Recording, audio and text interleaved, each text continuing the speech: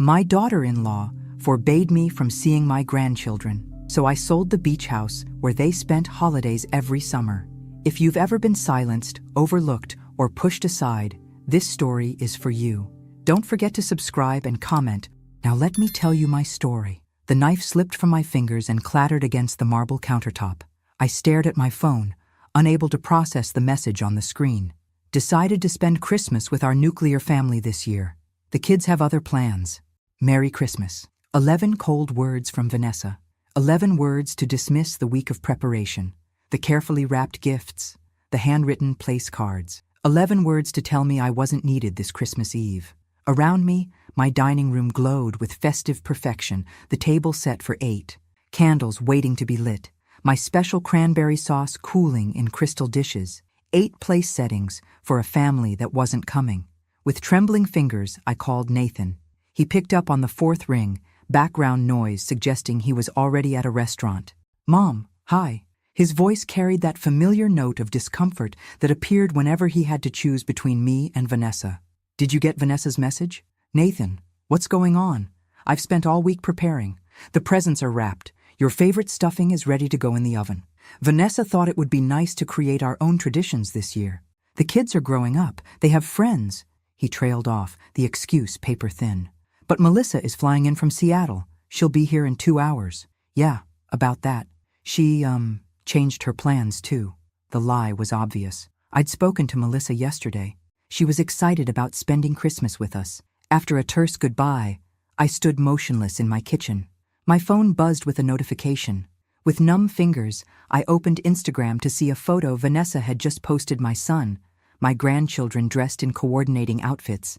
Seated at Auberge, the expensive French restaurant Vanessa had been hinting about for months. "Creating new family traditions. Blessed in family first," read the caption. I sank into a chair, my legs suddenly unable to support me. This wasn't a last-minute change. This was planned. The doorbell rang. Melissa stood on my porch, suitcase in hand, confusion etched on her tired face. "Mom? Why are all the lights off? Is everything okay?" I pulled her into a hug. "Your brother and his family aren't coming. Vanessa decided they needed to create their own traditions this year." Melissa's expression hardened. "And no one told you until today? Or me before I got on a plane?" She pushed past me, taking in the elaborate decorations, the perfectly set table. "You've outdone yourself, Mom. It looks beautiful. For nothing," I whispered, tears finally breaking free. "Not for nothing. We're here, aren't we? Let's have Christmas, just us." "What about David?" I asked about her boyfriend. "Last-minute work emergency, allegedly." She forced a smile. "So it's a Sullivan girls' Christmas." Later, as we sat beside the tree with glasses of wine, picking at a pie meant for 8, Melissa asked the question hanging in the air between us. "Mom, how long has it been this way with Nathan? With Vanessa?" I stared into my wine, seeing not the deep red liquid, but the years of subtle exclusion, of invitations that came too late to accept, of family photos where I was positioned at the edge, easily cropped out. "It's been happening so gradually, I barely noticed," I admitted. First, it was just small things, Vanessa rescheduling dinners, filtering what information reached me about the grandkids. Then suddenly, I realized I was on the outside of my own family. Melissa reached for my hand. "We need to talk about this, Mom. Really talk about it." That night, as I lay awake, I made a silent promise to myself. This would be the last Christmas I spent feeling invisible in my own life. What I didn't realize then was how deeply the roots of manipulation had grown, or how painful it would be to tear them out. "Mom, Kyle got into 3 summer programs but we're still deciding," Nathan had texted 2 days ago. Yet here was Kyle's Instagram post, dated 3 weeks ago. "Harvard summer program, here I come. Accepted Deckung summer plans." 3 weeks. My grandson had known for 3 weeks, and no one had told me. "Is everything okay?" Melissa asked, finding me at the kitchen table 3 days after Christmas, still in my bathrobe despite the late morning hour. I silently handed her my phone.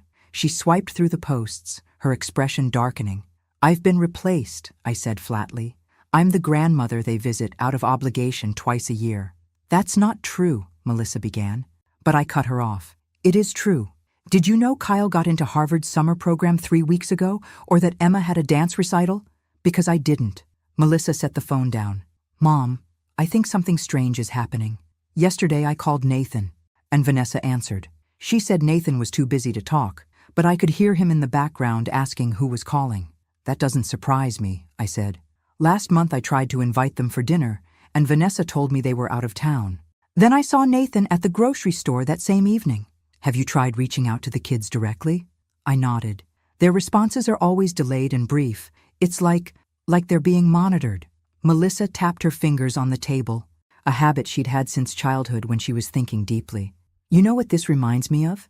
We had a case study in med school about emotional abuse patterns. The isolation of the victim from their support network is always the first step. I'm not being abused, I protested. Not physically, no, but cutting someone off from their family, controlling information flow, rewriting the narrative, that's textbook emotional manipulation. That afternoon, I drove Melissa to the airport. As we hugged goodbye, she pressed something into my hand, a small leather-bound notebook. Start writing, she whispered. Document everything that seems off, and consider recording important conversations on your phone. Washington is a one-party consent state. You think it's that serious? Her eyes were sad, but determined. I think your relationship with your grandchildren is at stake. 3 weeks later, I had filled half the notebook with dates, times, and descriptions of missed calls, declined invitations, and family events I discovered through social media rather than direct communication. The breaking point came when I showed up unannounced at their house, desperate to deliver Emma's birthday gift in person. Vanessa answered the door, blocking the entrance with her body. Through the gap, I could see Emma in the living room, looking up with surprise and what seemed like happiness. Eleanor, she said, my name sounding like an infectious disease on her lips. We're quite busy at the moment. You should have called first. I brought Emma's birthday gift, I said, holding out the carefully wrapped package. I'd like to give it to her myself. She's studying for exams. I'll make sure she gets it. I held onto the package. It will only take a minute, Vanessa. She's right there. Something cold flickered in her eyes. That's not how things work in our home, Eleanor. We have boundaries. Nathan appeared behind her. Mom? What are you doing here? It's Emma's birthday, I said. I wanted to give her her present. We're having her party on Saturday, Nathan said, glancing nervously at Vanessa. Didn't we tell you? No, I said quietly. You didn't. It must have slipped our minds, Vanessa said smoothly. It's just a small thing, family only. The words hit like a slap. Family only. And I wasn't family. As I drove home, gift still on my passenger seat, I realized that this slow excision from my son's life hadn't happened overnight. It had been strategic, calculated, and I had been too trusting to see it. That night, I called Melissa. You were right, I said when she answered. I need to do something before I lose them completely. What I didn't know then was that the truth was far worse than I imagined, and that the real battle was just beginning. The auditorium buzzed with excitement as parents and relatives jostled for the best view of Kyle's graduation ceremony. I had arrived an hour early to secure front row seats, setting up a small sign reserving spaces for our family. Melissa, who had flown in from Seattle, sat beside me. When Nathan and his family entered, I waved them over excitedly. Kyle led the way in his cap and gown, face lighting up when he saw us. Grandma! Aunt Melissa! He rushed over, engulfing us in hugs. Before I could respond, Vanessa appeared, her parents trailing behind her. Kyle, darling, we're sitting over there. She pointed to seats several rows back. But Grandma saved us front row seats, Kyle protested. Vanessa's smile never reached her eyes. That's thoughtful, Eleanor, but we've already arranged our seating. My parents need to be able to see clearly. Nathan, who had been hanging back, stepped forward with a pained expression. Mom, would you mind moving to the back? I finished for him. So your in-laws can have the seats I saved? An uncomfortable silence fell. Kyle looked mortified. You know what? Melissa stood up, gathering her things. We'll move. It's not worth arguing about. During the ceremony, I watched the back of Vanessa's perfectly coiffed head as she leaned over repeatedly to whisper to her mother. When Kyle's name was called, they both stood up, blocking my view entirely. At the reception afterward, I finally managed to get Kyle alone for a moment. I'm so proud of you, I said, squeezing his hand. Harvard in the fall. That's incredible. When did you find out you were accepted? Kyle looked confused. About 3 weeks ago. Dad didn't tell you? No, I replied, keeping my voice light despite the familiar stab of exclusion. But it's wonderful news. I wanted to call you myself, but he stopped abruptly as Vanessa approached. Later that evening, I excused myself to find the restroom. Inside a stall, I heard the door open and recognized Vanessa's voice, followed by her mother's distinctive laugh. Just need to tolerate her until we get the beach house transferred to Nathan's name, as Robert originally planned, Vanessa was saying. I've suggested creating a family trust for the property, and she seems to be considering it. After that, we can finally cut her out completely. What about the doctor daughter? Her mother asked. Won't she interfere? Vanessa laughed. Melissa? I've been convincing Nathan for years that she's as controlling as her mother. They barely speak without my intervention. Then I heard Nathan's voice, so close he must have been standing right outside the women's restroom. Vanessa, maybe we're being a bit harsh. Darling. Trust me, Vanessa interrupted.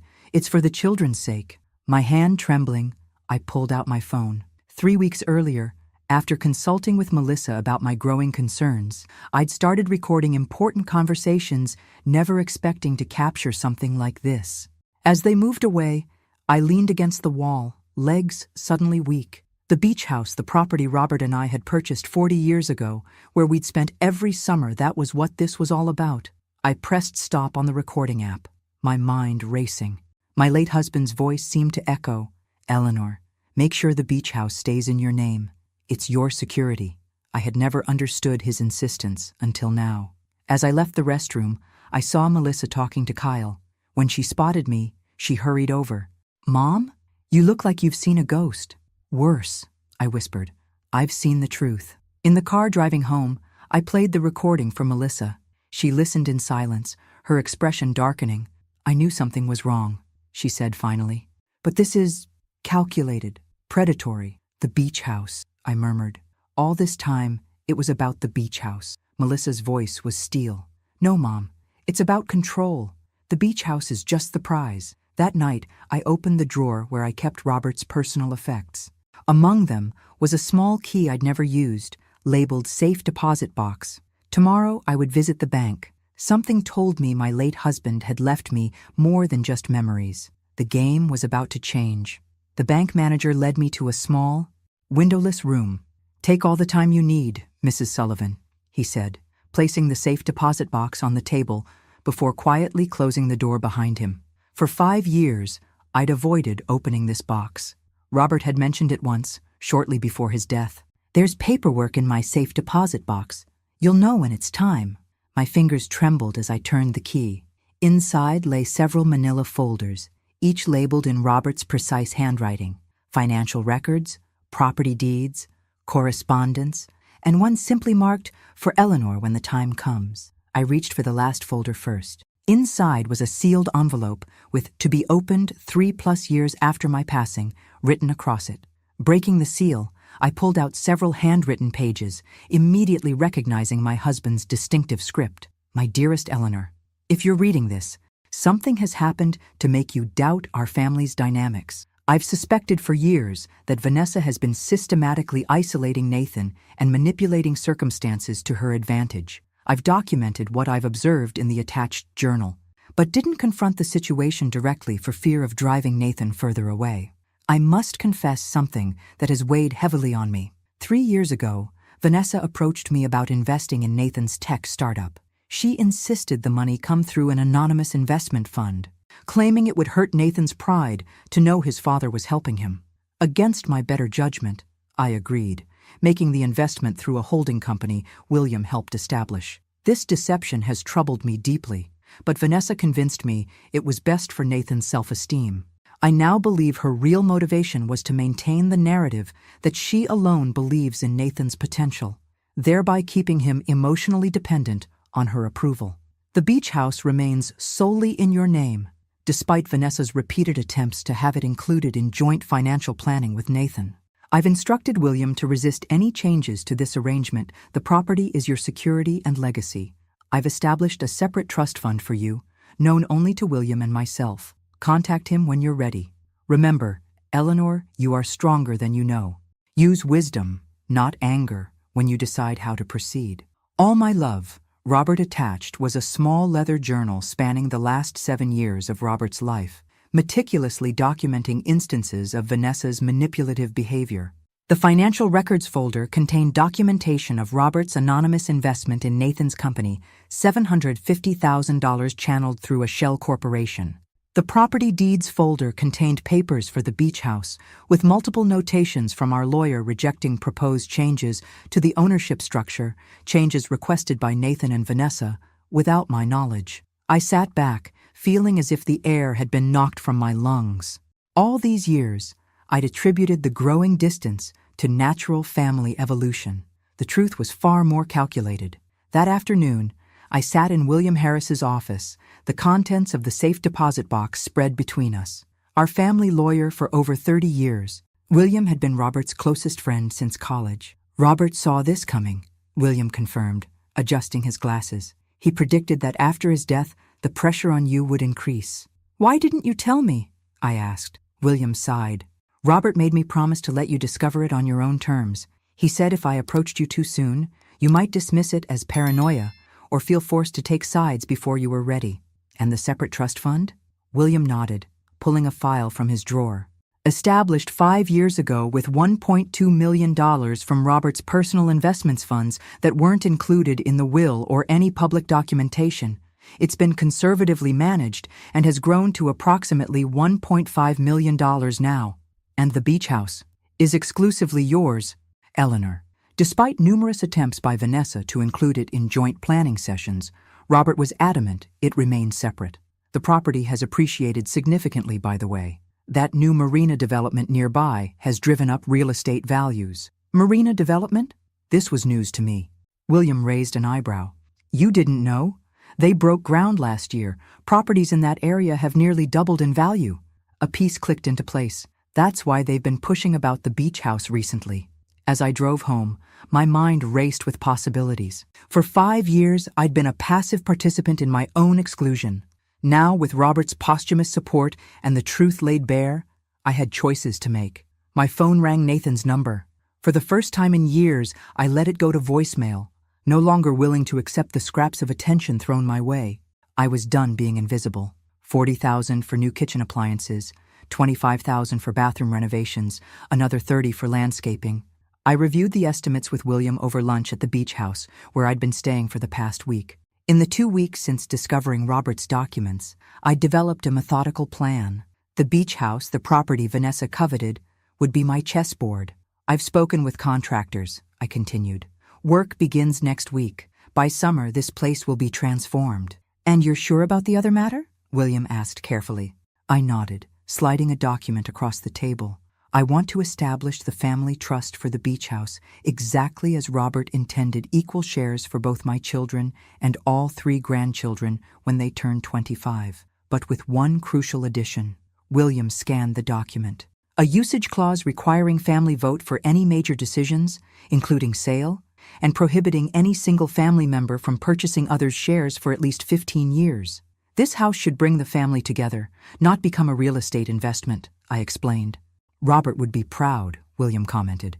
You're protecting the property without using it as a weapon. Oh, I have other weapons, I said, surprising myself with my calm determination. Speaking of which, how did your conversation with Nathan's business partners go? William's expression turned serious. They were shocked to learn about the initial anonymous investment. Nathan had told them the seed money came from his and Vanessa's personal savings. They're not pleased about the misrepresentation, especially now that they're considering an IPO. I winced. And did you make my offer clear? Yes. You're willing to sign documentation confirming the investment was a gift from Robert, with no ownership strings attached. They seemed relieved. Good. I don't want to hurt Nathan's company. I just want him to know the truth about who really supported his dream. After William left, I walked along the beach, remembering summers when the children were small. Nathan teaching Kyle to build sandcastles, Melissa reading under an umbrella, Robert grilling on the deck.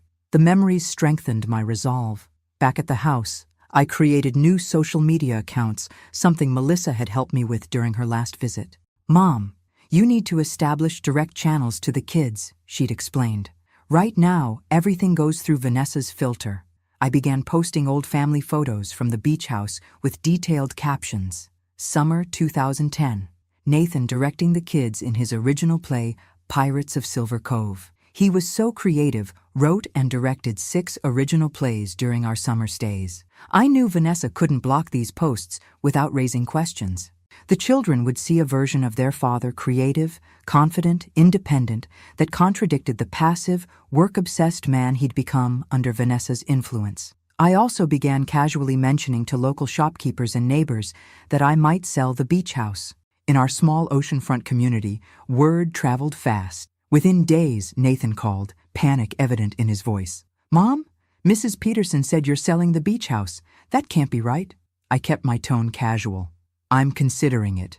The place needs significant updates, and none of you seem particularly attached to it anymore." "That's not true. The kids love that house. It's part of our family history." "Is it?" Vanessa made it clear last summer that the house was outdated and the children's schedules were too busy for beach vacations. She didn't mean Nathan, I interrupted gently. "When was the last time you made a decision without consulting Vanessa first?" The silence that followed was deafening. "I need to think about my future," I continued. "I'm only 62. I might live another 30 years. The beach house represents significant capital that could be invested elsewhere." "Mom, please don't do anything hasty. Let's talk about this." "I'd be happy to. In fact, why don't we all spend a week at the beach house this summer? A family meeting about its future sounds appropriate." I'll have to check with Vanessa about our schedule." "Of course you will. Let me know what your wife decides about your family's calendar." After we hung up, my phone buzzed with a text from Kyle. "Grandma, is it true you might sell the beach house? Some of my best memories are from summers there." For the first time in months, I was having direct communication with my grandson without Vanessa's interference. I responded carefully. "I'm considering all options, Kyle. The house needs significant updating, and it seemed like everyone had outgrown our summer traditions." His reply came quickly. "I haven't outgrown anything. I was told you wanted space and preferred having the house to yourself these days." Another lie exposed. I felt a mix of vindication and heartbreak. By the time I returned to my main residence a week later, the renovation plans were finalized. Social media bridges to my grandchildren were established, and the seeds of doubt about Vanessa's narrative had been planted. The invisible woman was about to become very visible indeed. The transformation was more dramatic than I'd anticipated. Standing before the full-length mirror in my bedroom, I barely recognized myself. Gone was the softly permed gray hair I'd worn for decades, replaced by a sleek silver bob that framed my face sharply. My comfortable, forgettable clothes had been exchanged for tailored linen pants and a silk blouse in a vibrant teal that made my eyes pop. "You look incredible, Eleanor," said Caroline, my new personal stylist, a luxury I'd never considered before now. Professional, confident, but still approachable. The physical transformation was just one element of my preparation. Over the 3 months since discovering Robert's documents, I'd systematically reconstructed myself from the inside out. I enrolled in technology classes at the community college, determined to navigate the digital world with the same confidence I'd once commanded in literature seminars. My professor, a patient young woman named Aisha, had been impressed by my quick progress. The beach house renovations were nearly complete. The contractors had sent weekly updates with photos showing the transformation. The dated kitchen now gleamed with high-end appliances. The bathrooms featured walk-in showers and heated floors. The deck had been expanded to accommodate larger family gatherings. I'd preserved the house's character while modernizing its features, a metaphor perhaps for my own reinvention. Now, 2 weeks before the family gathering, I walked through my condo making final preparations. My phone buzzed with a text from William. Nathan called again, asking questions about Robert's investment in his company. Becoming suspicious, I wasn't surprised. The seeds I'd planted were taking root. Nathan's business partners, concerned about the misrepresented seed funding as they prepared for their IPO, had started asking pointed questions. Vanessa couldn't control that narrative. My phone rang Melissa. "I just had the strangest conversation with Emma," she said without preamble. "She called me directly, Mom. Asked if we could have lunch when I'm in town for the beach week." "That's wonderful," I replied, genuinely pleased. "What prompted this?" "Your social media strategy is working. She saw those posts about the summers I taught her to paint seashells. Said she never knew I was artistic. Vanessa apparently told the kids I was too serious for creative pursuits. Another lie exposed, I noted, feeling a bitter satisfaction. After we hung up, I continued packing, selecting items for the week ahead with strategic precision. My newly organized digital files contained all the evidence I might need: Robert's journals, financial records, recordings of Vanessa's manipulations, documentation of missed events, and intercepted communications. The doorbell rang, a courier delivery requiring signature. Inside the package was a thick manila envelope from William's office containing the final draft of the Beach House Trust documents, ready for presentation to the family. As I reviewed the papers, my phone lit up with a text from Nathan. "Mom, are you home? I need to talk to you. Alone." This was unexpected. In our recent communications, Nathan had been increasingly agitated about my plans for the beach house, but always with Vanessa looming in the background. A private conversation was a significant development. "Yes, I'm home," I replied. "Come over." 30 minutes later, Nathan stood in my living room, visibly uncomfortable. His eyes widened slightly as he took in my transformed appearance.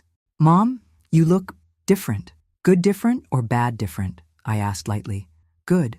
Really good, actually." He shifted his weight. "Is that a new haircut?" "New hair, new clothes, new attitude," I confirmed. "People can change, Nathan, even at my age." His expression turned serious. "That's actually why I'm here. You've changed so much lately. The beach house renovations, the sudden interest in selling, these social media posts about the past. What's going on?" I gestured for him to sit. "I've been reflecting on my life since your father died, on the relationships that matter to me, and how they've evolved, or in some cases, how they've been deliberately manipulated." Nathan flinched. "What's that supposed to mean?" "It means I've finally recognized patterns that have been developing for years.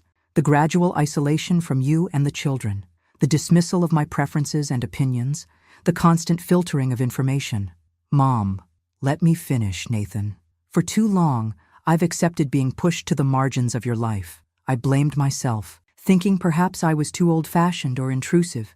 But recently, I've discovered that's not the case." Nathan's face flushed. "If this is about Christmas," Vanessa just thought, "this isn't about one Christmas, Nathan. It's about 20 years of Vanessa systematically separating you from anyone who matters to you outside of her influence. Your old friends, your sister, your parents." He stood abruptly. "That's ridiculous. Vanessa supports my relationships."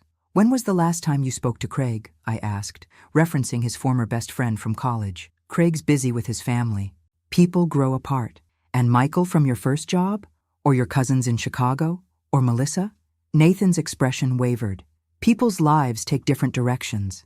Or perhaps someone has been steering your life in the direction that serves them best." He paced the room, agitated. "You've never liked Vanessa. You've always judged her.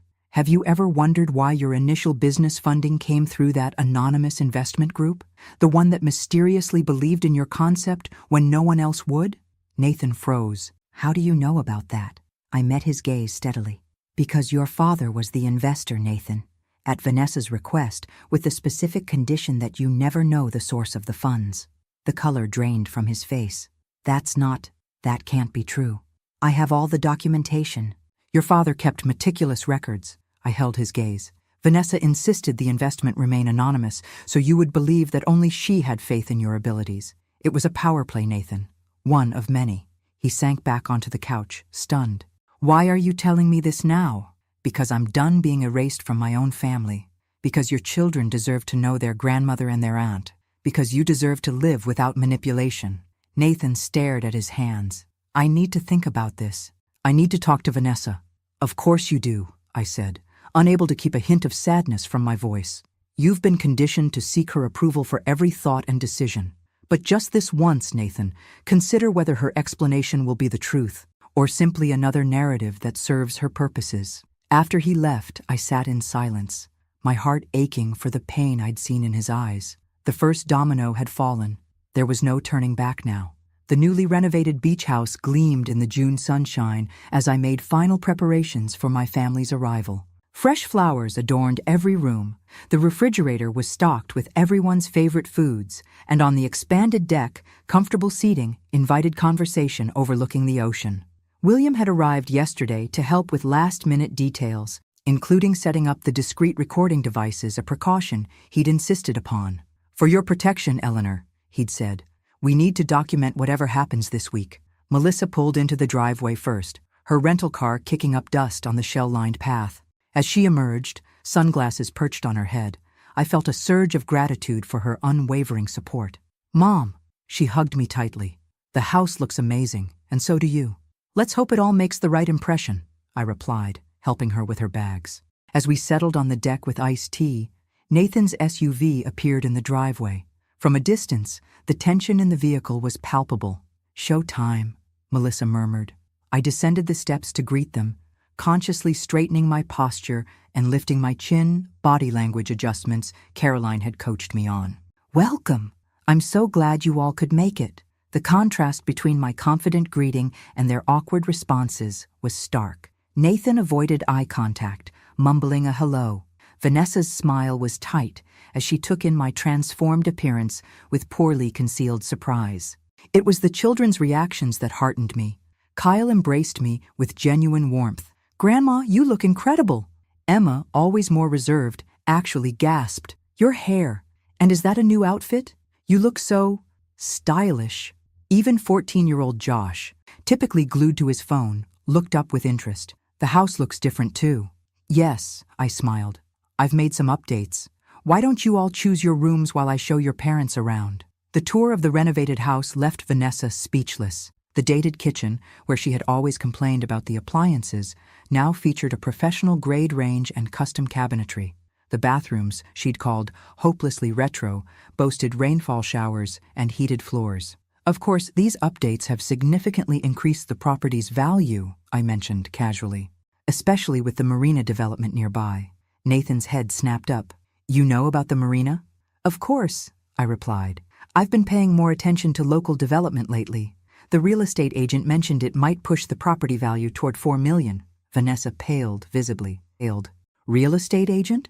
"Just preliminary discussions," I said with a wave of my hand. "Nothing's decided yet, which is why this family meeting is so important." William joined us on the deck, introducing himself as Eleanor's advisor for property matters. Vanessa's eyes narrowed at his presence.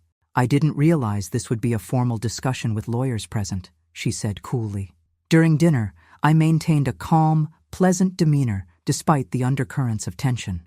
I engaged directly with my grandchildren, asking about their interests and activities, circumventing Vanessa's attempts to answer for them. "Kyle, tell me about the Harvard summer program," I said. "I was so proud when I heard you were accepted." Kyle glanced at his mother before responding. "It's going to be amazing.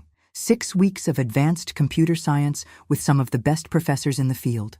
"You've always had a brilliant mind," I said. "Just like your father at your age. Did you know he was offered a creative writing scholarship before he switched to business?" Nathan stared at his plate, while Vanessa quickly changed the subject. "The renovations must have been expensive, Eleanor. Are you sure it was worth the investment if you're considering selling?" "Actually," I replied, "the updates will more than pay for themselves in increased property value. The real estate market here is booming, as I'm sure you're aware." After dinner, I suggested an evening walk on the beach. The children eagerly agreed, and to my surprise, Nathan joined us, leaving Vanessa alone with William on the deck, a strategic pairing I'd planned with Melissa. As we walked along the shore, Nathan watched his children run ahead, laughing as they dodged the incoming tide. "They've missed this place," he said quietly. "They've missed more than the house, Nathan," I replied. "They've missed knowing their family history, their heritage, the stories that make us who we are." Later, as everyone prepared for bed, I overheard Vanessa and Nathan arguing in hushed tones in their room. "She's manipulating the situation," Vanessa hissed. "Can't you see that? William Harris conveniently appears with these so-called plans from your father. It's obviously a recent fabrication." "Then why did you never mention the marina development?" Nathan countered. "Or the fact that Mom's property could be worth $4 million now." Their voices faded as I moved away. In the kitchen, I found Kyle making a late-night sandwich. "Everything okay, Grandma?" he asked, studying my expression. "You seem different this visit, not just the outward changes." I smiled, touched by his perceptiveness. "I've decided to stop being a supporting character in my own life story, Kyle. It's time I reclaimed the lead role." He nodded slowly. I get that. More than you might think. He hesitated, then added, Mom and Dad have been fighting a lot lately.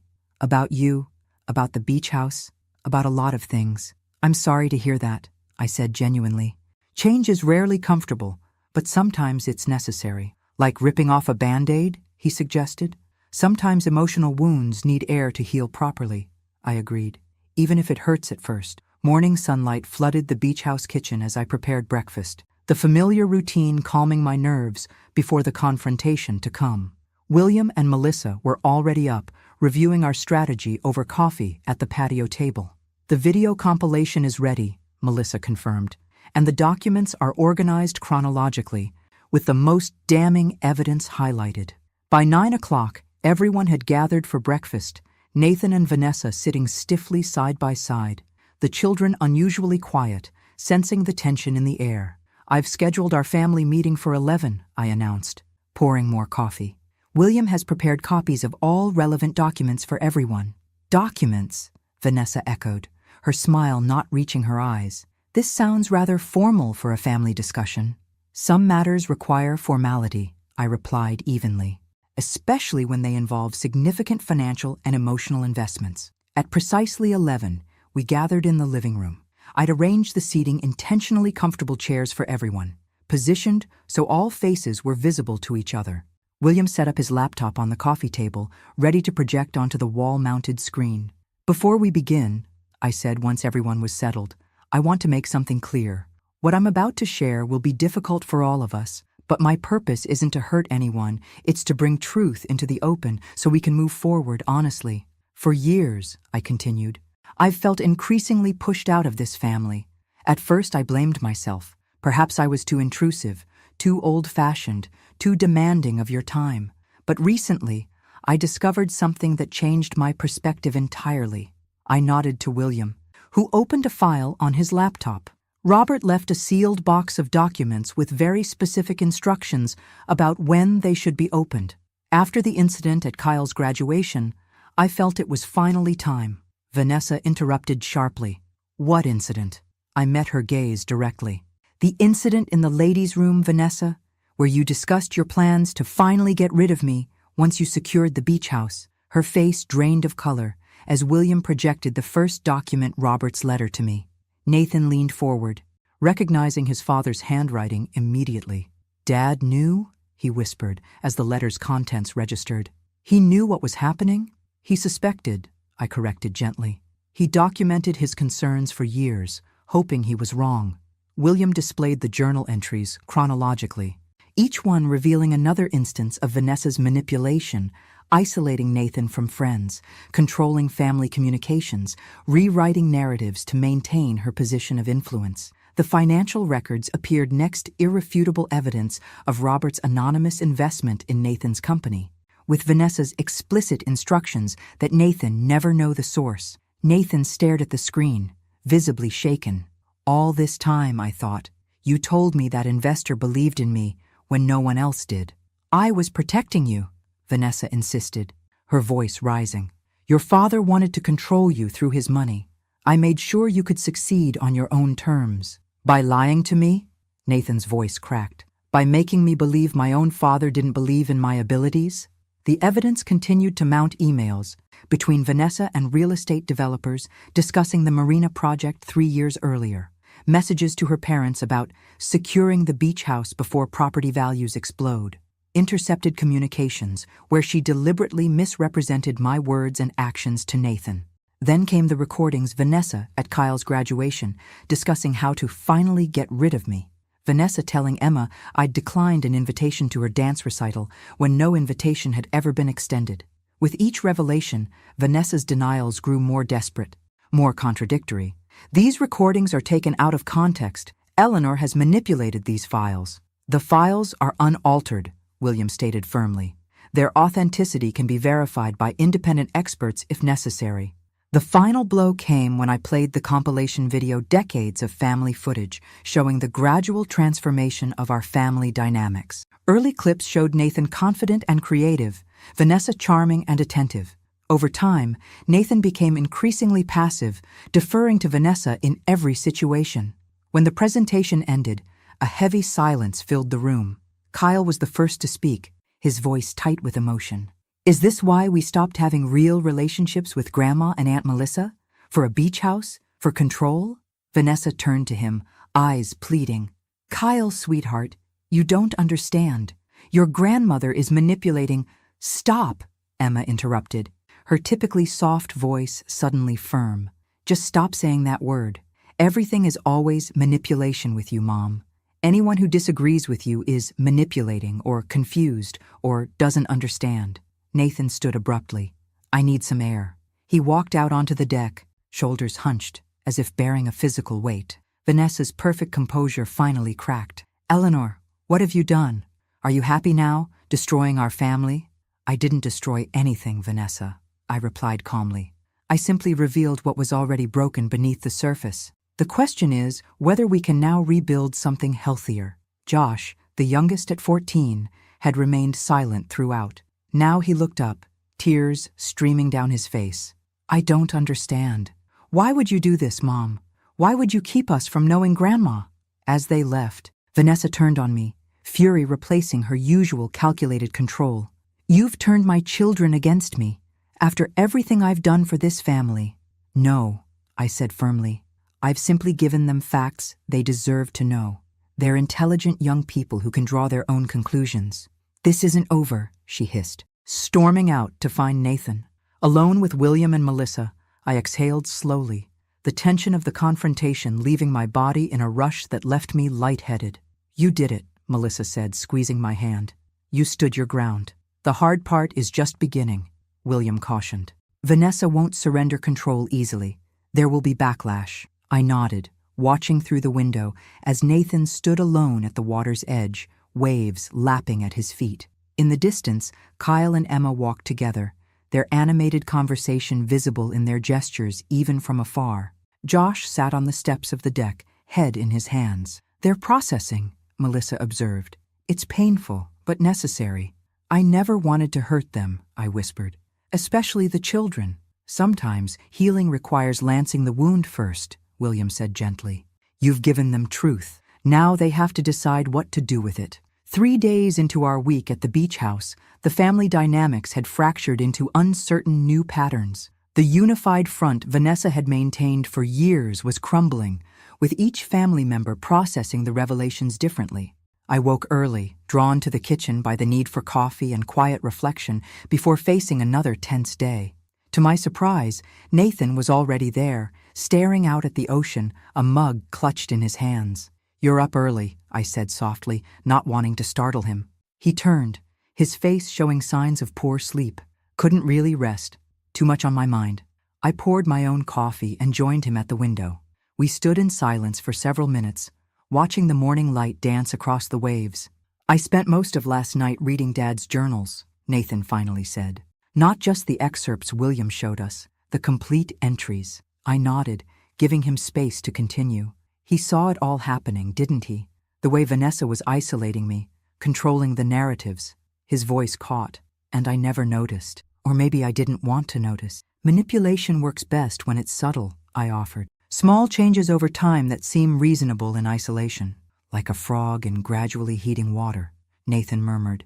Did you know that entire sections of our wedding video were edited before we received the final copy? Dad mentions it in his journal. The parts where you and he gave toasts, Vanessa had them removed because she claimed they were unflattering. I wondered why those moments never appeared in the official video, I admitted. Nathan set down his mug with controlled precision. What hurts most is realizing how much of my life hasn't been my own. My career, my relationship with my children, even my memories, they've all been filtered through Vanessa's perspective. Mid-morning, I found Emma alone on the deck, sketching the coastline with quick, precise strokes. Her artistic talent, something she'd inherited from Nathan but rarely displayed in family settings, was evident in the emotional quality of her work. That's beautiful, I said, genuinely impressed. You have a real gift, Emma. She looked up, startled, then offered a small smile. Thanks. I don't usually show people my drawings. Why not? I asked, taking the seat beside her. She shrugged, adding details to a wave crashing against rocks. Mom always said art was a nice hobby, but not something to take seriously, that I should focus on practical skills instead. Your father was quite creative at your age, I told her. He wrote plays, designed sets. He even considered studying film before switching to business. Emma's pencil paused. Really? Dad never mentioned that. There are many things about your father, about all of us, that have been overlooked over the years. That evening, as I was organizing some papers in Robert's old office at the beach house, Vanessa appeared in the doorway. Her typical polished appearance had slipped hair slightly disheveled, eyes showing the strain of recent days. "We need to talk, Eleanor," she said, without preamble. "Just us." I gestured to the chair across from me. "I'm listening." She took a seat, smoothing her skirt with practiced precision. "I understand you're upset about feeling excluded from family activities. Perhaps there have been misunderstandings on both sides." "This isn't about misunderstandings, Vanessa," I replied calmly. "It's about systematic manipulation of my family relationships." "That's a harsh characterization," she countered. "I've only ever wanted what's best for Nathan and the children. Sometimes that meant making difficult decisions about time management and priorities. Like deciding I wasn't a priority," I challenged. "Or that Melissa's relationship with her niece and nephews was expendable." Vanessa leaned forward, dropping her pretense of casual reconciliation. "Let's be clear about what's really happening here. You're angry about losing influence over Nathan, so you've constructed this elaborate narrative painting me as some kind of villain." "The narrative was constructed from evidence, Vanessa. Evidence Robert collected, evidence I've documented, evidence the children themselves have begun to recognize." Her expression hardened. "What do you want, Eleanor? Money? Control of the beach house? Name your price, and let's end this uncomfortable charade." The question was so revealing of her mindset that I almost pitied her. "This isn't a negotiation or a transaction. It's about truth and healing. I want my family back, not controlled by you or me, but free to have authentic relationships with each other." Vanessa stood abruptly. "Very noble. But let me be clear. Nathan and I have built a life together for 20 years. A few old journals and edited recordings won't change that. He may be confused right now, but he'll come back to reality." As she turned to leave, I called after her. "Vanessa, ask yourself why you're so threatened by Nathan having independent relationships with his mother and sister. What are you afraid he'll discover about himself if he's allowed to exist outside your narrative?" She paused at the door, her back stiffening, but left without responding. Later I found Kyle on the beach, skipping stones across the calm evening water. "Mom's been trying to convince me that you're having some kind of breakdown," he said without preamble. "That grief over Grandpa has finally caught up with you, making you imagine conspiracies." "And what do you think?" I asked, picking up a smooth stone and examining it. Kyle smiled wryly. "I think someone who was having a breakdown wouldn't have methodically compiled years of evidence, renovated a house, established a legal trust, and coordinated a family intervention with such precision." I laughed despite the seriousness of our conversation. "Your analytical mind is one of your greatest gifts, Kyle." "A gift I apparently inherited from Grandpa," he noted. "I've been reading some of his engineering journals that Aunt Melissa shared with me. His thought process was so similar to mine, it's eerie. He would have loved discussing your projects with you," I said softly. "He always wanted a closer relationship with all of you." The invisible woman was not only visible now, she was being heard. By the 5th day at the beach house, the fault lines in the family had deepened into distinct camps.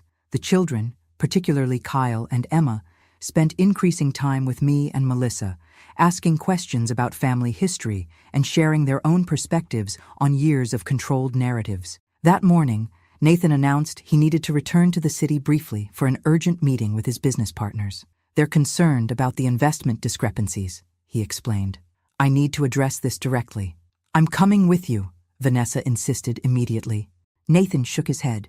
"No, this is something I need to handle myself." The simple assertion of independence hung in the air between them, subtle but significant. After Nathan left, the tension in the house escalated.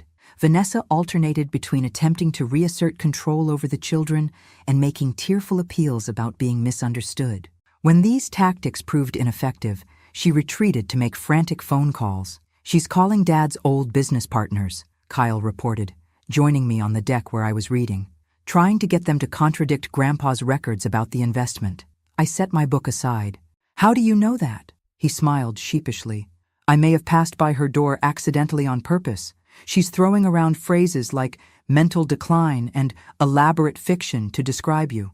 Not very original, I noted dryly. Kyle laughed, a genuine sound I'd missed hearing. What's interesting is how transparent it all seems now. Like I can actually see the manipulation as it's happening. Awareness is the first step to immunity, I said. He settled into the chair beside me, suddenly serious. Grandma, I need to tell you something. Last year, when I got that internship at the tech company, Mom told me you said I wasn't ready for it, that I should focus on more traditional paths. I never said anything of the sort, I assured him. I didn't even know about the internship until I saw it on your social media months later. I figured that out now, he nodded. But at the time, it really hurt. I thought you didn't believe in me. The revelation stung. One more example of how thoroughly Vanessa had poisoned my relationships with my grandchildren. I've always believed in you, Kyle. All of you. Our conversation was interrupted by Emma, who burst onto the deck with unusual animation. Grandma, I found something you need to see. She held out her phone, displaying a text conversation with Nathan. Dad just sent this to all of us kids.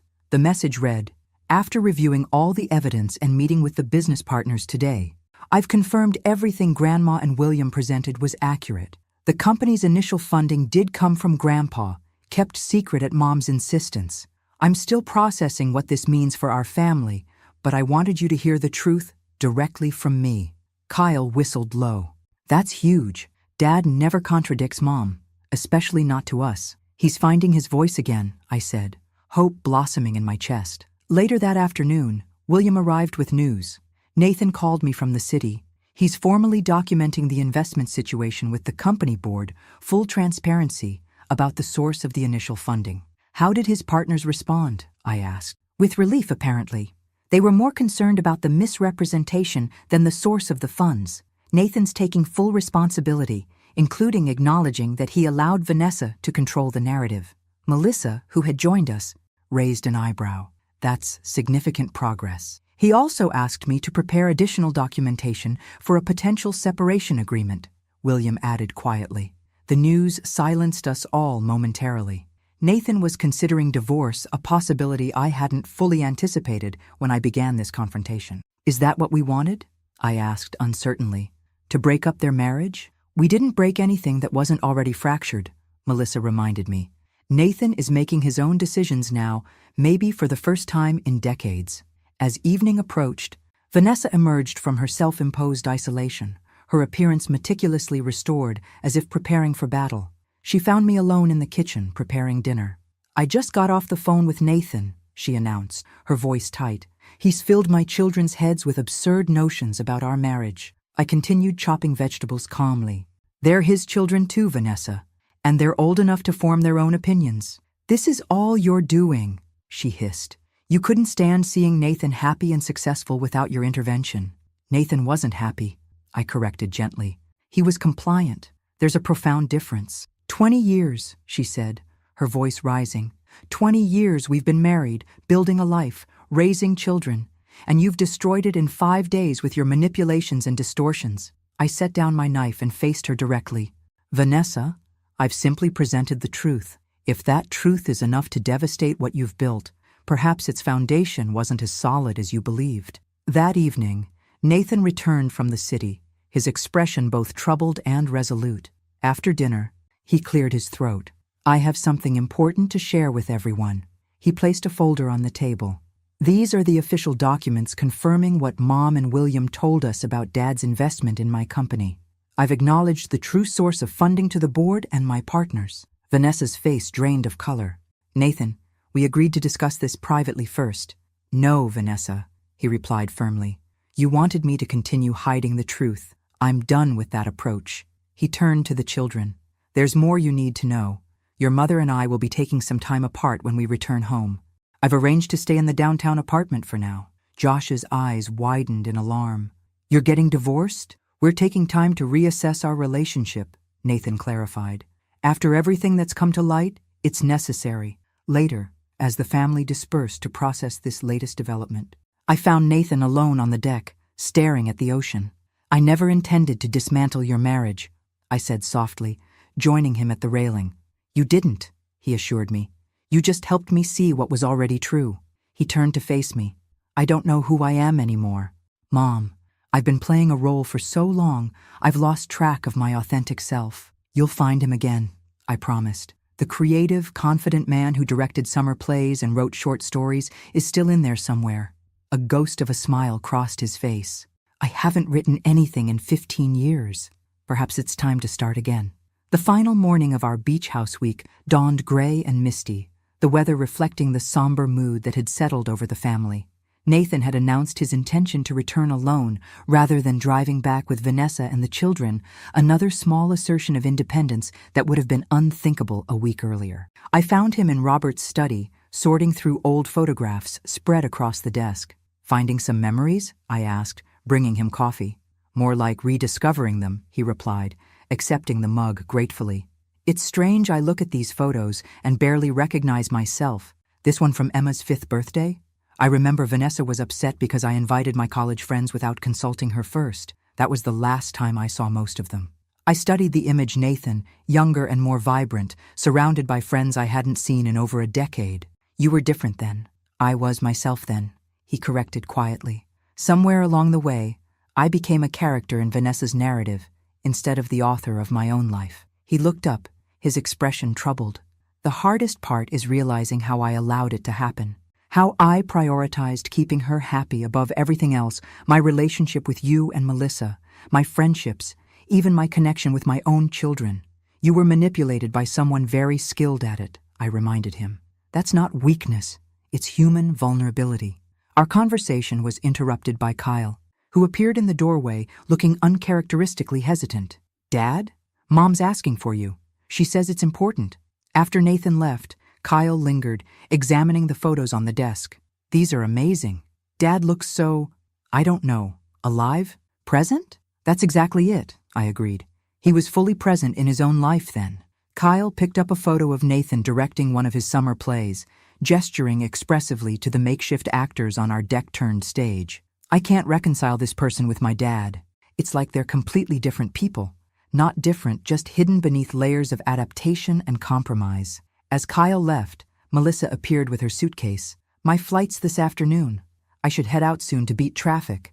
Everything's changing so quickly, I said, feeling suddenly overwhelmed. I'm not sure I anticipated all the consequences of this confrontation. Melissa squeezed my shoulder. That's because you're still thinking like the caretaker responsible for everyone's welfare. But each person's journey from here is their own. You've done the hard part by bringing truth into the light. Later, as the family gathered for a final lunch before departures, Vanessa appeared with red-rimmed eyes but perfect composure, as if preparing for a performance. Nathan's face was unreadable, though something in his posture suggested a weight had been lifted. Before we all leave, I said once everyone was seated, I wanted to share the plans for the beach house that William and I have prepared. William distributed folders containing the trust documents. As Robert always intended, this trust establishes equal ownership shares for both Nathan and Melissa, with provisions for the grandchildren to receive their portions when they turn 25. Most importantly, I continued, the property cannot be sold without unanimous family agreement, and no single family member can buy out the other's shares for at least 15 years. This ensures the house remains a family gathering place rather than an investment property.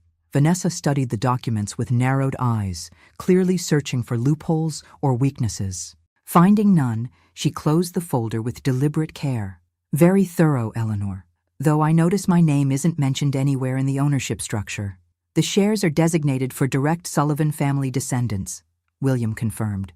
However, Nathan's portion naturally benefits his immediate family during his lifetime. After lunch, as suitcases were loaded and goodbyes exchanged, Vanessa approached me privately on the deck. Her perfect mask was firmly in place, but something in her eyes had changed a recognition, perhaps that the dynamics she'd controlled for decades had fundamentally shifted. Nathan has suggested a trial separation, she said without preamble. 3 months while he finds himself, or whatever midlife crisis he's experiencing. I remained silent, allowing her to continue. I'm agreeing to his terms temporarily because I know this phase will pass, she continued, her voice carefully controlled. Once he's away from your influence and facing the realities of life without me managing everything, he'll remember why our arrangement worked. Is that what you truly believe, Vanessa? That Nathan can't function without you controlling every aspect of his life? She laughed softly. You've known him for 62 years. I've been married to him for 20. Which one of us has seen him forget appointments, miss deadlines, and struggle with basic organizational tasks without support? Perhaps those struggles developed because you convinced him he was incapable of independence, I suggested. We often become what others expect us to be. Vanessa straightened her already perfect posture. You think you've won some great victory here, Eleanor, but relationships are more complex than your simplistic narrative of manipulation versus autonomy. Nathan and I built a life together that worked for us, regardless of how it looked from the outside. If it truly worked for both of you, he wouldn't be seeking separation now, I pointed out gently. Something flashed in her eyes, not anger, but a moment of genuine uncertainty that she quickly masked. This conversation is pointless. I simply wanted you to know that your interference has consequences. The children are confused and hurting. Nathan is making impulsive decisions he'll regret. Is that the healing you envisioned? Healing isn't always comfortable, Vanessa. Sometimes it requires facing difficult truths. As she walked away, I felt not triumph, but a complex mixture of sadness and hope. Vanessa remained trapped in her need for control, unable to recognize how it had damaged everyone around her. Yet the family she'd so carefully manipulated was beginning to heal despite her, or perhaps because of her absence from the process. As I drove away from the beach house with William, I felt a curious mixture of exhaustion and liberation. The invisible woman had not only become visible, she had helped others see themselves more clearly as well.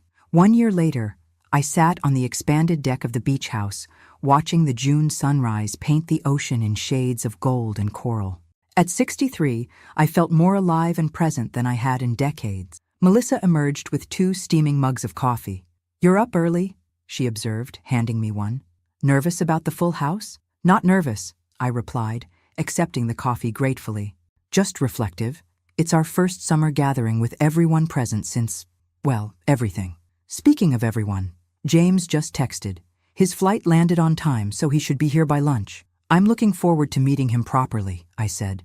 Melissa's relationship with Dr. James Chen had progressed steadily over the past year, a stark contrast to her previous relationship with David, who had admitted to regularly reporting back to Vanessa about Melissa's activities. The past year had been transformative.